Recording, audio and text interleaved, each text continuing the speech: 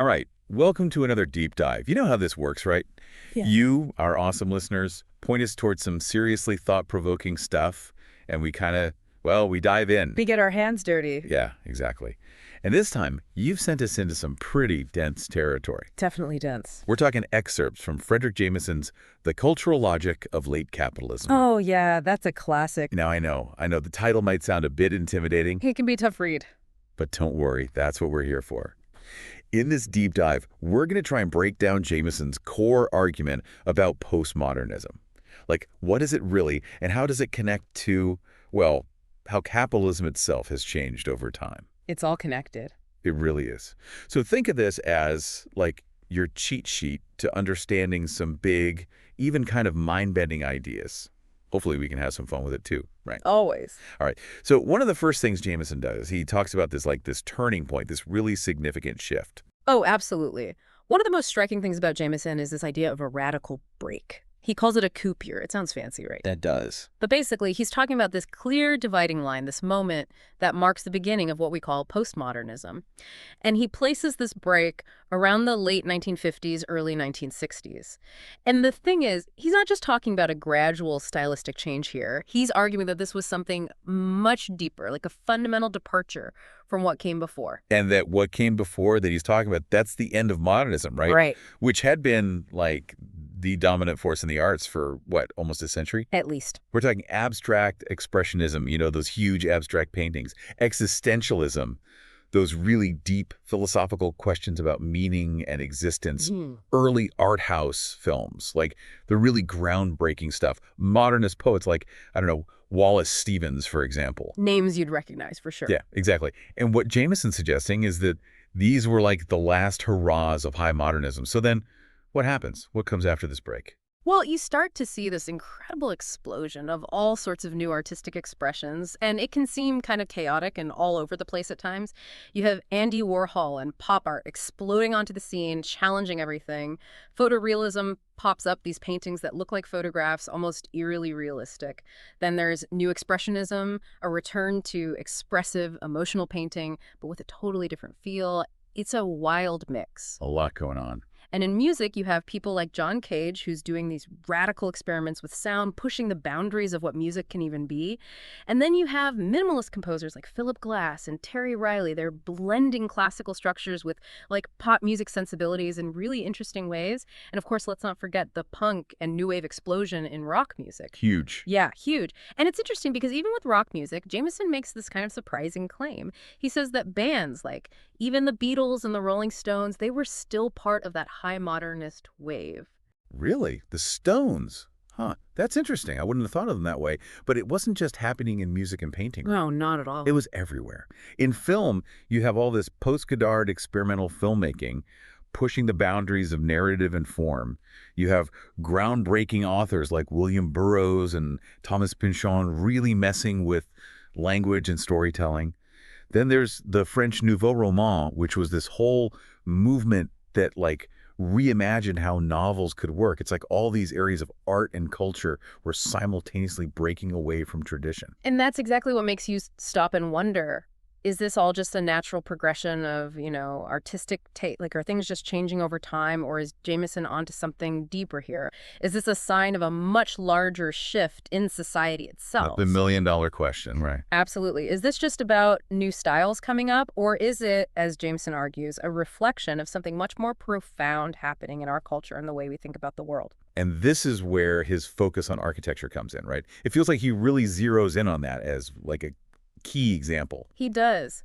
He really makes a case for architecture being this space where all these shifts become really visible and, importantly, have been really theorized. Like, people have thought deeply about what these changes in building design mean. So postmodern architecture, this new way of thinking about buildings, it comes in direct opposition to high modernism. Exactly. Like those iconic, sleek, functional buildings by architects like Le Corbusier and Mies van der Rohe, and even, to some extent, Frank Lloyd Wright. Right, the big names, their international style. Yeah, the international style. Yeah. So what were the postmodern architects pushing back against? What were their main criticisms? Well, there's the formal critique, like they're looking at the actual shapes and designs of buildings. One famous example is Robert Venturi's idea of the building as a duck. Like, he's literally saying the building's shape should clearly show what it's used for, like a duck-shaped building selling duck decoys.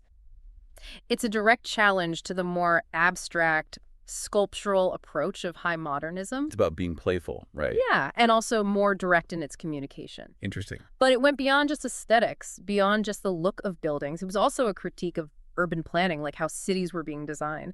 The argument was that high modernism, in its quest for these perfectly functional, isolated buildings, actually ended up destroying the existing fabric of cities. So like disrupting the neighborhoods, the communities that were already there? Exactly. Buildings became disconnected from their surroundings, and that led to this sense of isolation and a lack of connection. So how did postmodern architecture try to solve these problems? What was their alternative vision?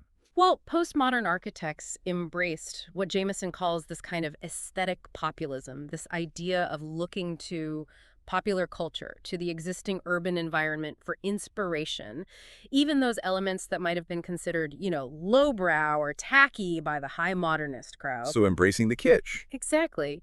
And one of the key texts here is Venturi's book, Learning from Las Vegas. I mean, Las Vegas with its neon signs and over-the-top architecture, that was like the antithesis of high modernist ideals.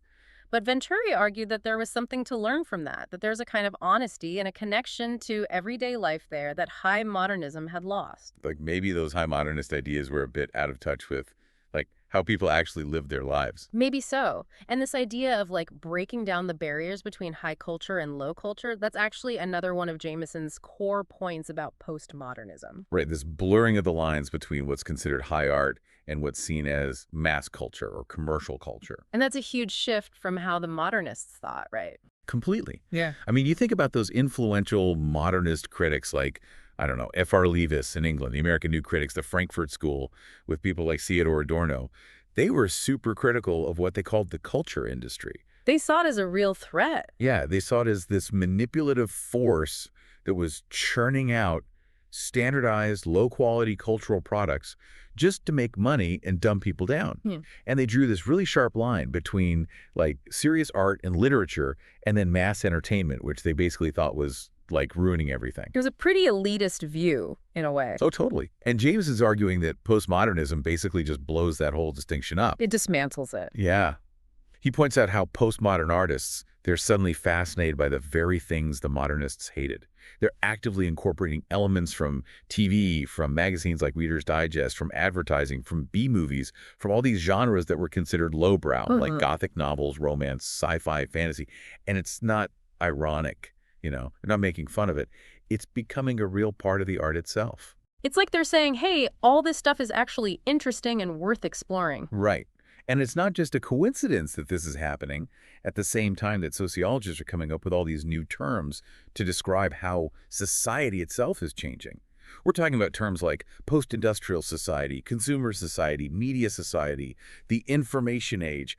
It's like everyone's trying to grasp this new reality. Yeah, there's this feeling that something big is happening. And a lot of these theories were suggesting that we were moving into a totally different era, one that was somehow beyond or after traditional capitalism, with its emphasis on factories and class struggle and all that. Like capitalism had run its course and we were moving on to something new. Something like that. But Jameson, he throws a wrench in that whole idea. And he's heavily influenced here by the work of the economist Ernest Mandel and his book, Late Capitalism. Okay, so what's Mandel's argument? How does it tie into all of this? Well, Mandel's basically saying that this new period isn't actually post-capitalist at all. Instead, it's like a more advanced, a more pure form of capitalism. He sees it as a third stage, building on what came before. So after the initial stage of like market capitalism, and then the second stage of monopolies and imperialism. Right, those classic phases of capitalism we learned about in school. Exactly. Mandel's saying that late capitalism represents this whole new phase.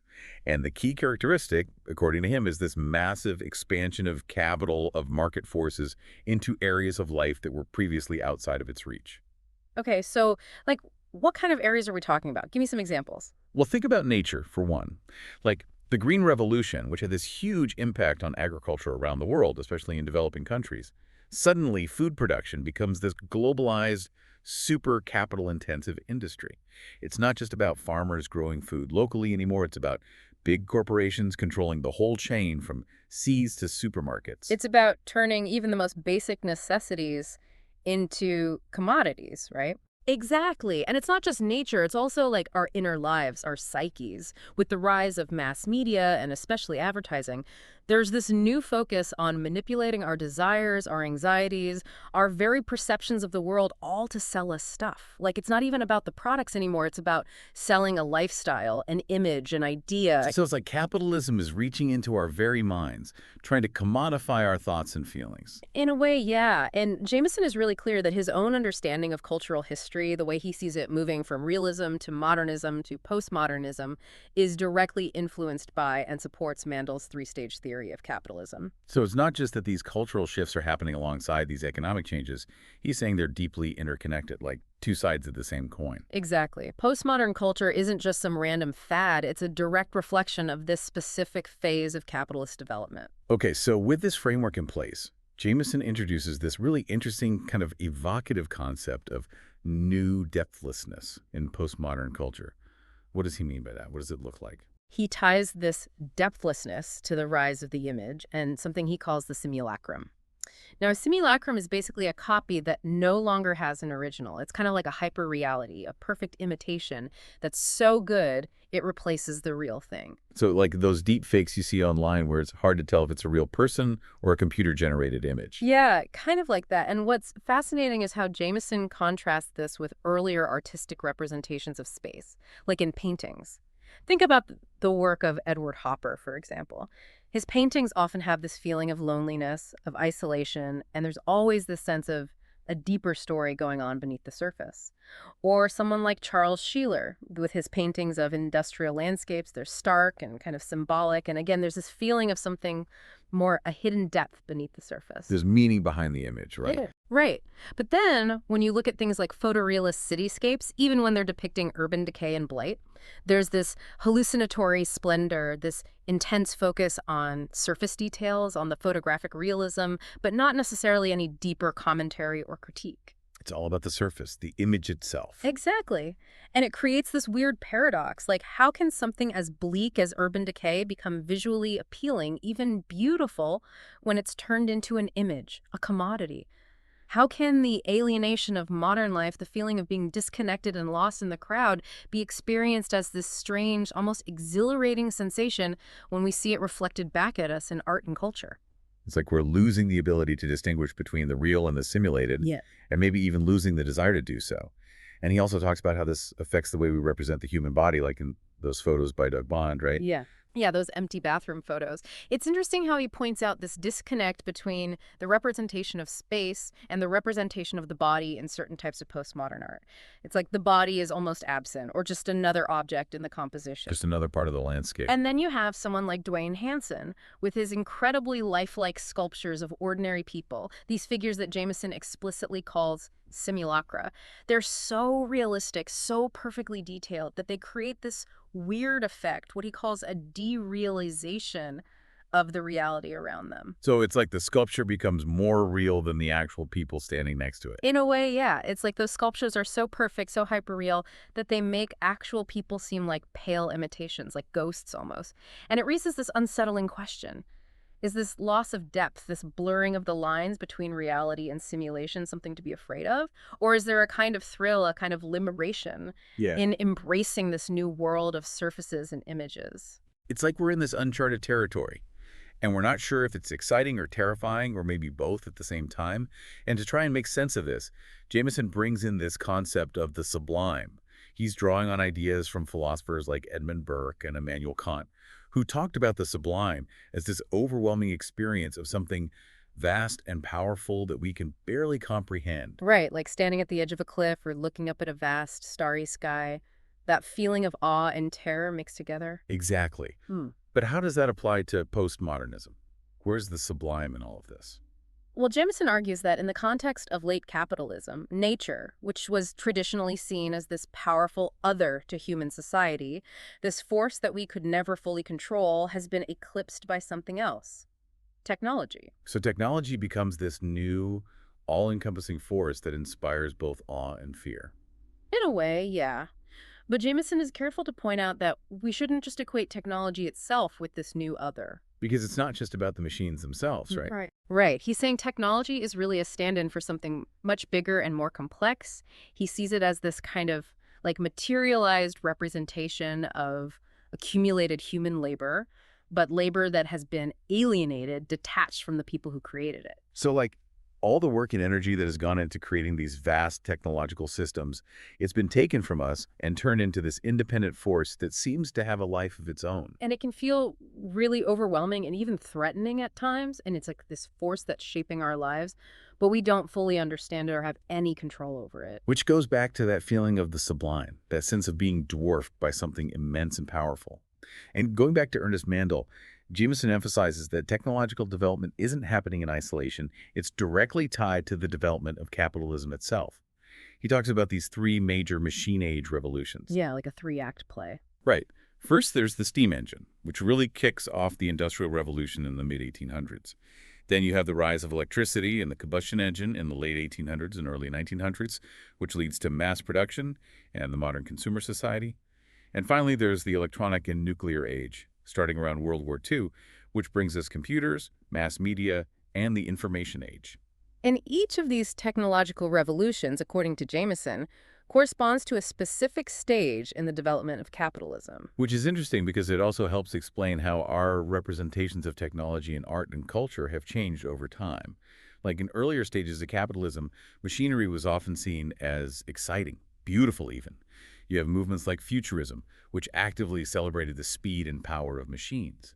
Think about those paintings by artists like Fernand Léger or Diego Rivera, trying to capture the energy and dynamism of the industrial age. Right, they were fascinated by the machine aesthetic. And even in architecture, you have someone like Le Corbusier who was using metaphors of steamships and airplanes in his building designs. It was all about embracing this new machine age, seeing it as this symbol of progress and human ingenuity. But when you get to the technology of late capitalism, things like computers and mass media, it's different, right? Definitely. It's not so much about the physical machines themselves anymore. It's more about information, about networks, about the processes of reproduction and simulation. Like the technology itself is harder to grasp, more abstract. Exactly. And Jameson points out how this is reflected in the art of the period. The focus shifts away from this mimetic idolatry of machines, this direct fascination with their physical form, and towards more thematic representations of these processes of reproduction and simulation. So instead of paintings of factories and machines, we get things like movies about filmmaking, about surveillance, about the media itself. Exactly. It's like art is becoming more self-reflexive, more aware of its own role in mediating our experiences.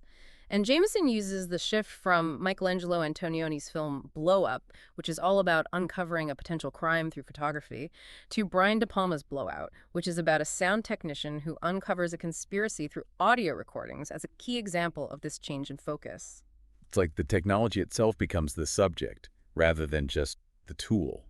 And even in architecture, when you see buildings that are designed to look like giant stacks of cassette tapes or circuit boards, it's this kind of self-referential, playful way of acknowledging the role of technology in shaping our world. Right, and Jameson argues that in the most powerful, most effective postmodern works, you get this sense of actually tapping into the very systems and networks that define late capitalism. It's like they're giving us a glimpse of this vast, interconnected world of information and communication, and that glimpse can be both exhilarating and terrifying. Which brings us to this idea of high-tech paranoia. Right.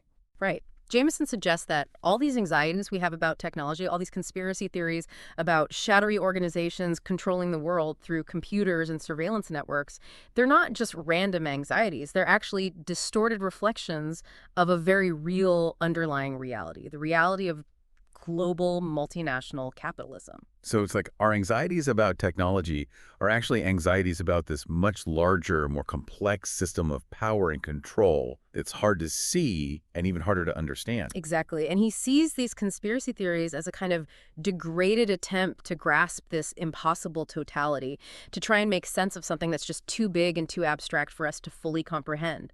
And the language of technology, with its imagery of networks and control systems, provides a kind of framework for understanding this otherwise overwhelming and invisible force. And he ties us back to the sublime, right? That feeling of being overwhelmed and disoriented by something vast and powerful.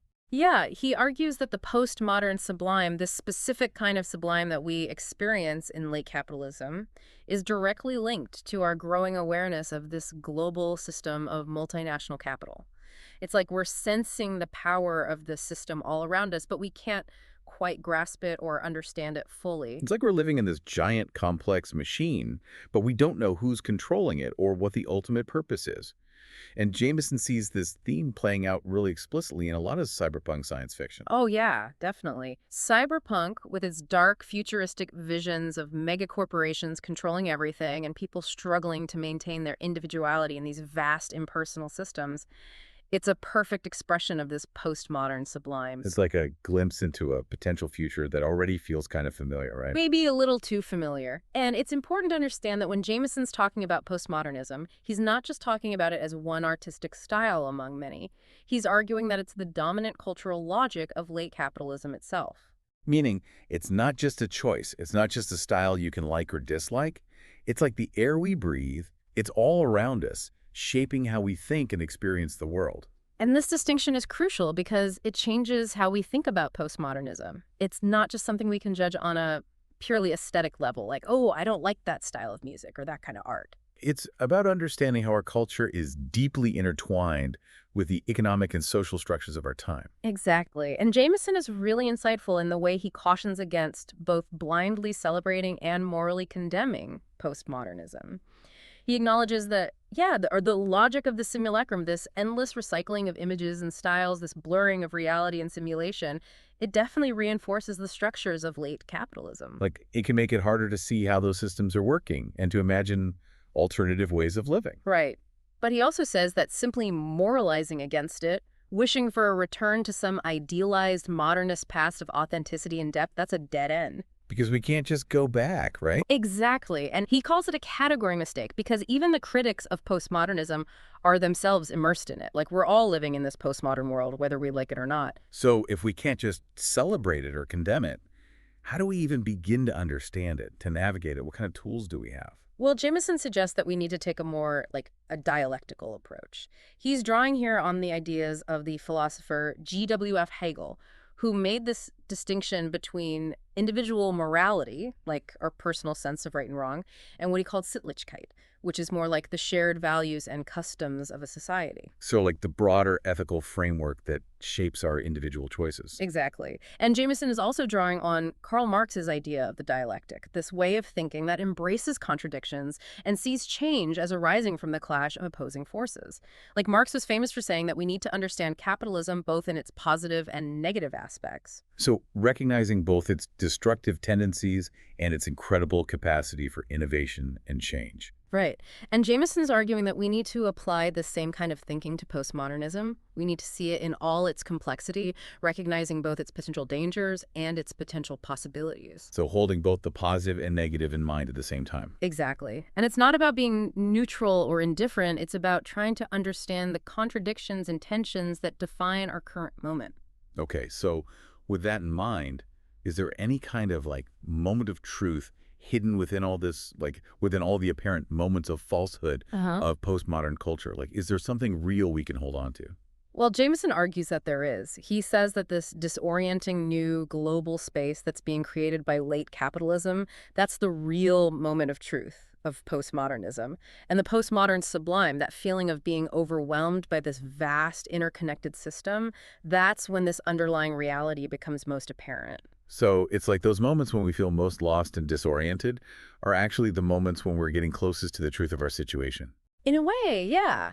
And he sees those other characteristics of postmodernism. We talked about the depthlessness, the blurring of high and low culture, the fascination with simulation and hyperreality as different facets of this same underlying reality. They're all symptoms of this new globalized multinational phase of capitalism. Exactly. And even the often distorted attempts within postmodern culture to represent this space, to make sense of it, they can be seen as new forms of realism. Like they're trying to grapple with this unprecedented reality, even if they don't always get it right. So it's not that postmodernism is inherently false or meaningless. It's that it's reflecting a reality that's increasingly complex and difficult to grasp. And here's where Jameson gets really interesting, because he actually offers a potentially hopeful perspective. He suggests that this very global space that's being created by late capitalism, despite all its negative aspects, could actually provide the framework for a new and more comprehensive form of internationalism. So like even though globalization has led to a lot of problems like inequality and exploitation, it's also created this interconnectedness that could potentially be used for good. Exactly. And Jameson is critical of how socialist movements have sometimes been tied to older, more nationalistic ideas. He's saying that the global scale of late capitalism demands a new kind of international solidarity, one that transcends national borders and focuses on the shared struggles of people all over the world. And this leads him to propose a new kind of radical cultural politics, right? Right. He argues that we need to re-emphasize the educational and consciousness-raising rules of art, drawing on the ideas of the playwright Bertolt Brecht. So art is a tool for social change, for helping people understand the systems they're living in and imagine alternatives. Exactly.